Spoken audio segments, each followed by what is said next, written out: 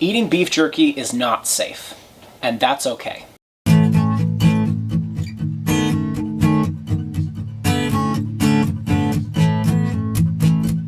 So a little while ago, I became really interested in beef jerky and meat preservation in general, and I started making my own beef jerky. And I still remember the very first time I pulled out a tray of my freshly dehydrated jerky, and I held up a piece of it and looked at it and thought, this is meat. It is not being refrigerated. And I have not cooked it. And I'm about to go store it in a place where it will neither be at a hot enough temperature to kill bacteria or a cold enough temperature to inhibit bacterial growth. It's raw. And I'm going to eat it. It was delicious. But it did get me thinking, and so I went and did some research on food safety regulations and recommendations for the USDA and the FDA for how you should cook your meat and how you should treat your meat. And I found out that eating meat is both a lot safer and a lot more dangerous than we think it is. So when we're talking about why eating meat might be dangerous, the main thing we're thinking about, of course, is the fact that it could carry parasites and bacteria, and that bacterial growth could be augmented if the meat is not treated properly. And this is why you have all been told, and it's very good advice, you want to wash with soap and water very carefully anything you use with raw meat, wash your hands thoroughly after handling raw meat, and to be careful to not cross-contaminate. Now, the reasons for this are very good. Salmonella, trichinosis, E. coli, all of these things are really nasty and will mess you up bad. So the solution is you just cook your poultry to 170 degrees and your red meat to 160 degrees, just like the USDA says, and everything will be perfect, right? Well, actually, no. You may be interested to know how they came up with those numbers.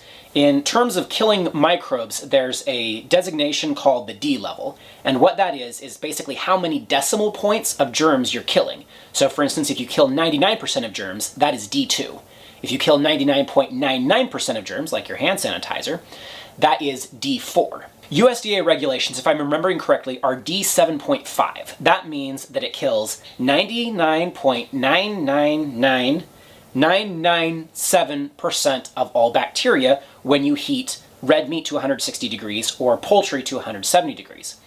But what about that other 0.00003% of bacteria? What are you going to do about that? Something else very interesting is that the USDA recommendations for how to cook meat vary over different time periods and temperatures.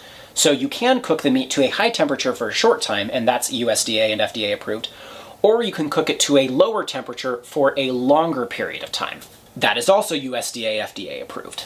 What this all means is that there's actually a ton of flex and a ton of gray space and a ton of loose jiggling around where you've probably killed everything, it's probably okay, there's a very high probability you're safe, but you really don't know.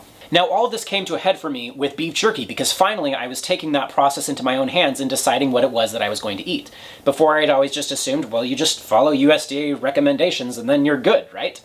And the answer is, well, no, it's actually a lot more complex than that. And once you become involved in the decision process, you begin to learn about those complexities and you take that power into your own hands. In other words, in the past, when I had just blindly followed USDA recommendations because they were USDA recommendations, I was deferring the responsibility for that decision to somebody else. It was out of my hands. But now what I've recognized is every time I eat a piece of meat, every time I cook a piece of meat, every time I make beef jerky, I'm taking my life into my own hands. And you know what? I'm 100% okay with that. The truth is that food poisoning is a thing that is going to happen. Periodically there are E. coli outbreaks, periodically there are salmonella outbreaks. Someday I will get sick from some kind of food poisoning. Hopefully it will not be lethal. But you know, the same is true every day. I might walk out onto the street and get hit by a car. I might have a heart attack while driving. The truth is that I feel most comfortable taking that responsibility into my own hands. And I think that to the degree possible, that is the right thing to do. To take responsibility for one's own decisions and to make them, being fully aware of the potential consequences and embracing both the good and the potential for bad. I learned a lot while looking at the USDA recommendations, and I use that knowledge while cooking. I want to take responsibility for my own decisions, and I want to be free, but that doesn't mean I want to be stupid. I still want to make the smartest decision possible, but I want it to be my decision. And part of it being my decision means I need to understand that decision.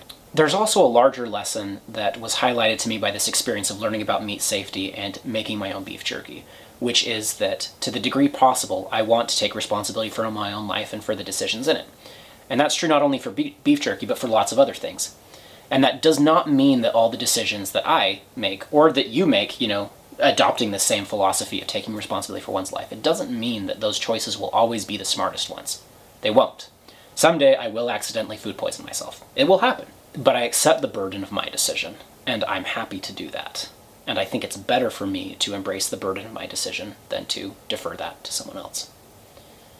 And that is the Tao of beef jerky.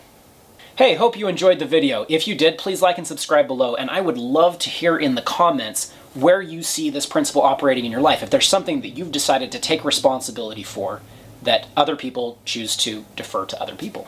Thanks, and we'll see you next time.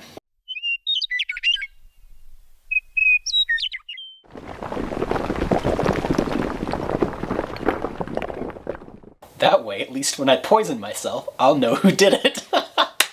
So I can get revenge on him. Have you already gotten revenge if you poison yourself and find out you did it? Just poison him again.